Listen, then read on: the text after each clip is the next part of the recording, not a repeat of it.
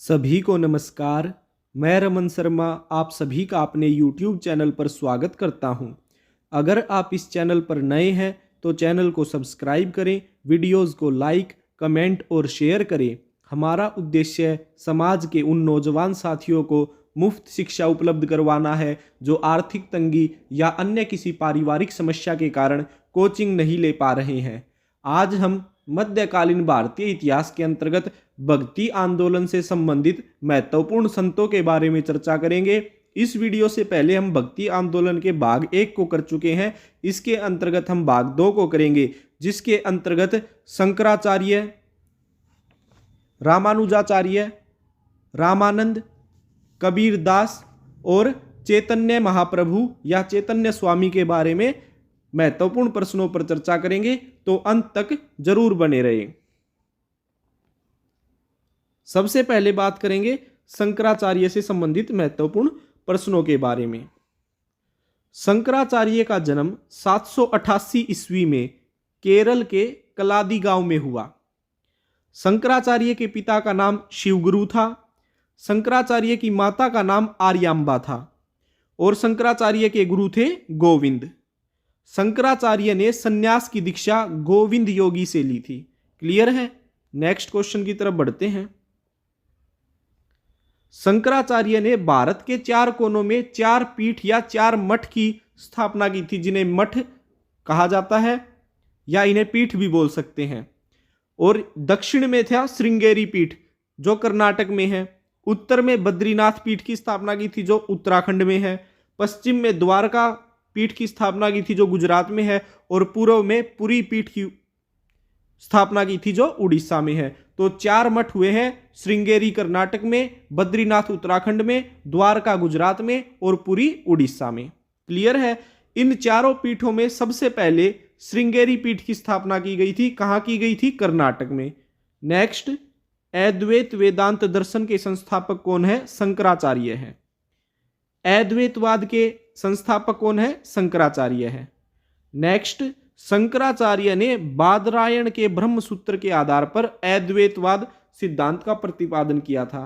तो क्वेश्चन पूछा जाएगा कि शंकराचार्य ने अद्वैतवाद सिद्धांत का प्रतिपादन किसके आधार पर किया था? तो बादरायण के ब्रह्म सूत्र पर किया था। नेक्स्ट क्वेश्चन की तरफ बढ़ते हैं। शंकराचार्य शैव धर्म के अनुयायी थे। कहने का अभिप्राय यह है कि शंकराचार्य भगवान शिव के उपासक थे। शंकराचार्य ने पंचायतन पूजा का निरूपण किया। पंचायतन पूजा क्या होती है? जिसमें शिव, विष्णु, शक्ति, सूर्य व गणेश की पूजा का विधान है। तो मोस्ट इंपोर्टेंट क्वेश्चन है, पंचायत पूजा का निरूपण किसने किया था? शंकराचार्य ने किया था। नेक्स्ट, हिंदू धर्म का एक्विनाश किसे कहा जाता है? शंकराचार्य को कहा जाता है। नेक्स्ट, शंकराचार्य की मृत्यु कब हुई? 820 ईस्वी में हुई थी। नेक्स्ट, आगे बढ़ते हैं। रामानुजाचार्य से संबंधित प्रश्नों पर बात करेंगे। रामानुज का जन्म 1017 ईस्वी में मद्रास के निकट पेरुम्बुर में हुआ। रामानुजाचार्य के पिता का नाम क्या था? केशव भट्ट। रामानुजाचार्य की माता का नाम कांतिमथी था। रामानुजाचार्य के गुरु कौन थे? यादव प्रकाश और यमुनाचार्य थे। नेक्स्ट, रामानुजाचार्य ने सन्यास की दीक्षा यतिराज से ली। नेक्स्ट क्वेश्चन, रामानुजाचार्य ने वेदों की शिक्षा कांचीपुरम के यादव प्रकाश से ली थी। अगर क्वेश्चन ये पूछा जाए कि रामानुजाचार्य के गुरु कौन थे, तो 2 गुरु थे, यादव प्रकाश और यमुनाचार्य। और ये पूछा जाए कि रामानुज आचार्य ने सन्यास की दीक्षा किससे ली, तो यतिराज से ली थी। और ये पूछा जाए कि वेदों की शिक्षा किससे ली थी, तो कांचीपुरम के यादव प्रकाश से ली थी। क्लियर है? नेक्स्ट क्वेश्चन की तरफ बढ़ते हैं। रामानुज आचार्य ने अपना आराध्य राम को माना। मोस्ट इंपोर्टेंट क्वेश्चन है, रामानुज आचार्य ने अपना आराध्य किसे माना था? भगवान राम को माना था। नेक्स्ट क्वेश्चन, विशिष्टाद्वैतवाद सिद्धांत का संस्थापक कौन है? रामानुजाचार्य है। रामानुजाचार्य के अनुसार आत्मा व परमात्मा का संबंध चिंगारी और अग्नि के जैसा होता है। क्लियर है? क्वेश्चन पूछा जाएगा कि किस विद्वान के अनुसार या किस संत के अनुसार आत्मा व परमात्मा का संबंध चिंगारी व अग्नि के जैसा होता है?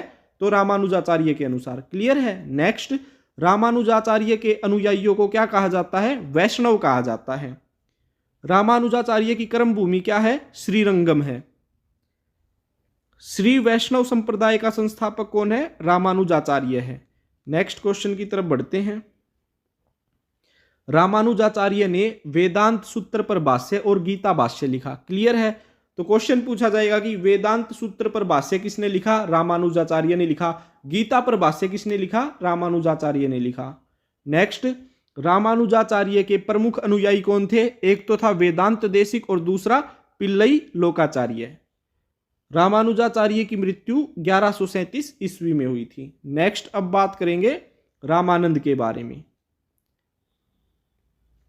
रामानंद का जन्म प्रयाग में हुआ। इनके जन्म से संबंधित जो सन है या जिस साल इनका जन्म हुआ वो विवादास्पद है, इसलिए यहां आपको नहीं बताया जा रहा है। तो इसलिए रामानंद का जन्म कहां हुआ? प्रयाग में हुआ था। रामानंद के पिता का नाम क्या था? पुण्य सदन शर्मा था। रामानंद की माता का नाम था सुशीला देवी। रामानंद की शिक्षा प्रयाग तथा वाराणसी में हुई। रामानंद के आराध्य देव थे राम व सीता। नेक्स्ट, बैरागी संप्रदाय या रामानंदी संप्रदाय के संस्थापक कौन है? रामानंद है। नेक्स्ट, आगे बढ़ते हैं। रामानंद ने अपना संप्रदाय सभी जातियों के लिए खोल दिया, यानी रामानंद के संप्रदाय में किसी भी जाति के लोग आ सकते थे। तो उसी प्रकार से विभिन्न जातियों से इनके संप्रदाय में लोग आए और आगे बढ़कर उन्होंने बहुत ही नाम कमाया, जिनको आप जानते हैं आज, तो उनके बारे में चर्चा करेंगे। उत्तर भारत में भक्ति आंदोलन की शुरुआत किसने की थी? रामानंद ने की थी। या क्वेश्चन इस तरह से पूछा जाए, दक्षिण भारत से भक्ति आंदोलन को उत्तर भारत में कौन लेकर आया था? रामानंद लेके आए थे। रामानंद के प्रमुख 12 शिष्य थे। रविदास, जिन्हें संत रविदास या गुरु रविदास के नाम से जाना जाता है, कबीरदास, धन्ना जाट, सेनानाई, सुखानंद, पीपा, अनंतानंद, भवानंद, नाभादास, नरहरियानंद, पद्मावती और सुरसरी। ये 12 रामानंद के शिष्य थे। इन 12 शिष्यों में 2 महिला शिष्य थी, पद्मावती और सुरसरी। क्लियर है? नेक्स्ट, आगे बढ़ते हैं। रामानंद के 12 शिष्यों को द्वादश महाभागवत के नाम से जाना जाता है। नेक्स्ट, आगे बढ़ते हैं। कबीरदास के बारे में बात करेंगे अब। कबीरदास का जन्म वाराणसी में हुआ। कबीरदास के पिता का नाम था नीरू। कबीरदास की माता का नाम था नीमा। अब बात करेंगे कबीरदास से संबंधित। तो जो कबीरदास थे उनके माता और पिता का नाम यहां हमने नीरू और नीमा बताया, लेकिन जो लोक श्रुतियां हैं उनके अनुसार क्या कहा गया है कि लोक श्रुतियों के अनुसार कबीर का जन्म एक विधवा ब्राह्मणी के गर्भ से हुआ था। लोक लज्जा के भय से उसने नवजात शिशु को वाराणसी में लहर तारा के पास एक तालाब के समीप छोड़ दिया, जहां से जुलाहा, नीरू व उसकी पत्नी नीमा इस बालक को अपने घर ले गए। तो इस प्रकार कबीर के पिता का नाम क्या हुआ? नीरू, और कबीर की माता का नाम नीमा। ये जुलाहा परिवार से संबंधित थे।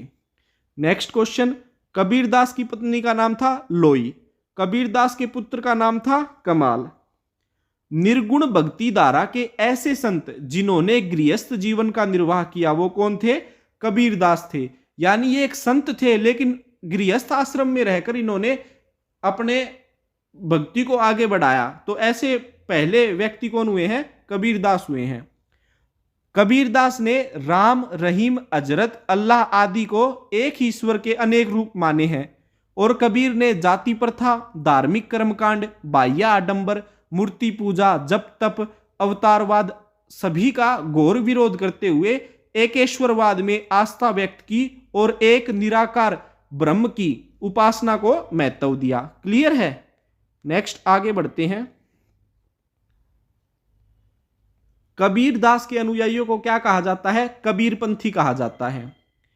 कबीर के उपदेश शब्द कहे जाते हैं जो सिखों के आदि ग्रंथ में संग्रहित हैं। कबीर की वाणी का संग्रह बीजक में है, यानी कबीरदास ने जो उपदेश दिए उन सभी का संग्रह किस पुस्तक के अंदर है? बीजक पुस्तक के अंदर है। और बीजक पुस्तक के रचनाकार कौन है? धर्मदास हैं। बीजक पुस्तक 3 भागों में बटी हुई है। जो 3 भाग उनके क्या क्या नाम है? पहला भाग है रमेनी, दूसरा शबद और तीसरा साखी। अब जो बीजक पुस्तक के रचनाकार धर्मदास है, ये धर्मदास कौन थे? ये कबीर के शिष्य थे। नेक्स्ट क्वेश्चन की तरफ बढ़ते हैं। कबीरदास के शिष्य धर्मदास ने छत्तीसगढ़ में धर्मदासी संप्रदाय की स्थापना की। तो क्वेश्चन पूछा जाएगा कि धर्मदासी संप्रदाय की स्थापना किसने की थी? धर्मदास ने की थी। कहां की थी? छत्तीसगढ़ में की थी। नेक्स्ट, कबीरदास सिकंदर लोदी के समकालीन थे। कबीरदास की मृत्यु 1510 ईस्वी में मगहर में हुई। क्लियर है। नेक्स्ट, अब हम चैतन्य स्वामी के बारे में पढ़ेंगे। चैतन्य का जन्म 1486 ईस्वी में नवद्वीप यानी बंगाल के मायापुर गांव में हुआ था। क्वेश्चन पूछा जाए चैतन्य स्वामी का जन्म कब हुआ? 1486 ईस्वी में हुआ। कहां पर हुआ था? बंगाल के मायापुर गांव में हुआ था। चैतन्य के पिता का नाम क्या था? जगन्नाथ मिश्र। चैतन्य की माता का नाम था सची देवी। चैतन्य का वास्तविक नाम था विशंभर मिश्र। चैतन्य को पाठशाला में निमाई पंडित या गौरांग कहा जाता था। क्लियर है। नेक्स्ट क्वेश्चन की तरफ बढ़ते हैं। आरंभ में चैतन्य संस्कारिते दास मुनि संप्रदाय के सदस्य थे। चैतन्य स्वामी ने 1510 ईस्वी में केशव भारती से सन्यास की दीक्षा ली। तो क्वेश्चन पूछा जाएगा कि चैतन्य स्वामी ने किस सन्यासी से सन्यास की दीक्षा ली थी? केशव भारती से ली थी। कब ली थी? 1510 ईस्वी में ली थी। नेक्स्ट, सन्यासी बनने के बाद चैतन्य बंगाल छोड़कर पुरी कहां पर है? उड़ीसा में चले गए और भगवान जगन्नाथ की उपासना करने लगे। क्लियर है। गोसाई संघ की स्थापना किसने की थी? चैतन्य स्वामी ने की थी। संकीर्तन प्रथा या गायन की कीर्तन शैली की शुरुआत किसने की? चैतन्य स्वामी ने की। क्लियर है। जो आप लोग इकट्ठे होकर भजन गाते हो, संगीत करते हो, या घूम फिर कर जो लोग एक जगह से दूसरी जगह गीत गाते हुए जाते हैं, भगवान की गीत गाकर पूजा करते हैं, ये शुरुआत किसने की थी? चैतन्य स्वामी ने की थी। क्लियर है। नेक्स्ट आगे बढ़ते हैं। अचिंत्य भेदा भेदवाद का संस्थापक कौन है? चैतन्य स्वामी है। और जो इस्कॉन संस्था है, इस्कॉन संस्था भेदा भेदवाद दर्शन का अनुसरण करती है। क्लियर है। नेक्स्ट, चैतन्य स्वामी की मृत्यु 1533 ईस्वी में हुई थी। तो आज हमने रामानुजाचार्य, शंकराचार्य, रामानंद, कबीरदास और चैतन्य स्वामी से संबंधित प्रश्नों पर चर्चा की। आशा करता हूं आपको ये सभी प्रश्न अच्छे से समझ में आ गए होंगे। इसके बाद हम वल्लभाचार्य, मीराबाई, धन्ना जाट, गोस्वामी तुलसीदास और रविदास जी, संत रविदास और दादू दयाल जी से संबंधित महत्वपूर्ण प्रश्नों पर चर्चा करेंगे। आशा करता हूं आज की वीडियो आपको अच्छे से समझ में आ गई होगी। इन सभी प्रश्नों को अच्छे से याद कर लीजिएगा। धन्यवाद। जय हिंद, जय भारत।